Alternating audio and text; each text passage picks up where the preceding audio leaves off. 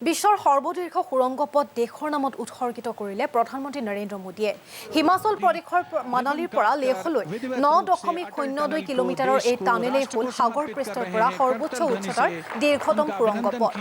2000 চনত অটল বিহাৰী বাজপেয়ী প্ৰধানমন্ত্ৰী হৈ থকাৰ সময়ত আৰম্ভ কৰা হৈছিল এই টানেলৰ কাম আৰু মূলত মানালীৰ পৰা লেহলৈ যোৱা পথটো শীতকালি তুষাৰপাতৰ বাবে যাতায়াতৰ অযোগ্য হৈ পৰাৰ পৰিপ্ৰেক্ষিতত নিৰ্মাণ কৰা হৈছে এই টানেল প্ৰধানমন্ত্ৰীয়ে দেশৰ নামত উৎসৰ্গা কৰা এই সুৰংগ পথক অটল টানেল ৰূপে নামাকৰণ কৰা হৈছে আৰু এই মুহূৰ্তত পোনপটীয়া সম্প্ৰচাৰ আমি আগবঢ়াইছো প্ৰধানমন্ত্ৰীয়ে ভাষণ প্ৰদান কৰিছে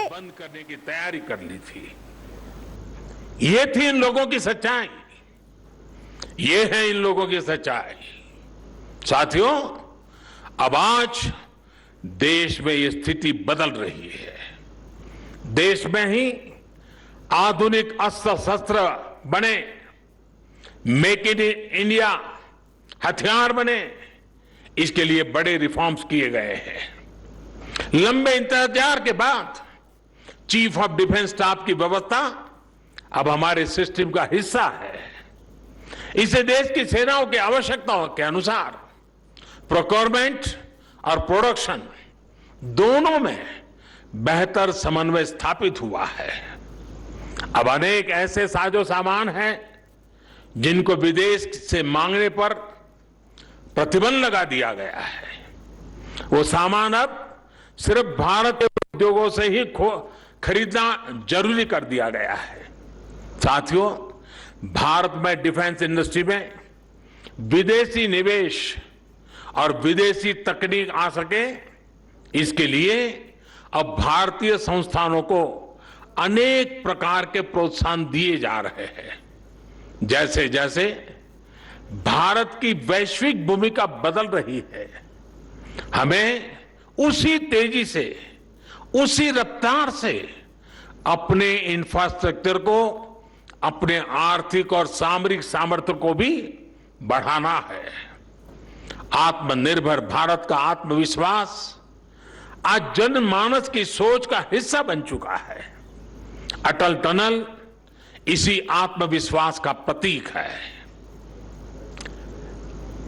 एक बार फिर मैं आप सभी को हिमाचल प्रदेश को और लेह लद्दाख के लाखों साथियों को बहुत बहुत बधाई और बहुत बहुत शुभकामनाएं देता हूं हिमाचल पर मेरा कितना अधिकार है ये तो मैं नहीं कह सकता हूं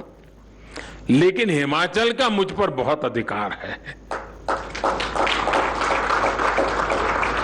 आज के इस कार्यक्रम में समय बहुत कम होने के बावजूद भी हमारे हिमाचल के प्यार ने मुझ पर इतना दबाव डाल दिया 3 कार्यक्रम बना दिए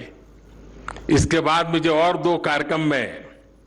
बहुत ही कम समय में बोलना है और इसलिए मैं यहां विस्तार से न बोलते हुए कुछ बातें 2 और कार्यक्रम में भी बोलने वाला हूं लेकिन कुछ सुझाव मैं यहां जरूर देना चाहता हूं मेरे सुझाव भारत सरकार के रक्षा मंत्रालय के लिए भी हैं भारत सरकार के शिक्षा मंत्रालय के लिए भी है और बीआरओ के लिए स्पेशली भी है एक ये टनल का काम अपने आप में इंजीनियरिंग की दृष्टि से वर्क कल्चर की दृष्टि से यूनिक है पिछले इतने वर्षों में जब से इसका डिजाइनिंग का काम शुरू हुआ कागज पे लिखना शुरू हुआ तब से लेकर कब तक अब 1000-1500 लोग ऐसे छांटे मजदूर भी हो सकता है और टॉप व्यक्ति भी हो सकता है उसने जो काम किया है उसका अपना जो अनुभव है उसको वो अपनी भाषा में लिखे एक 1500 लोग पूरी प्रोसेस को अगर लिखेंगे कब क्या हुआ कैसे हुआ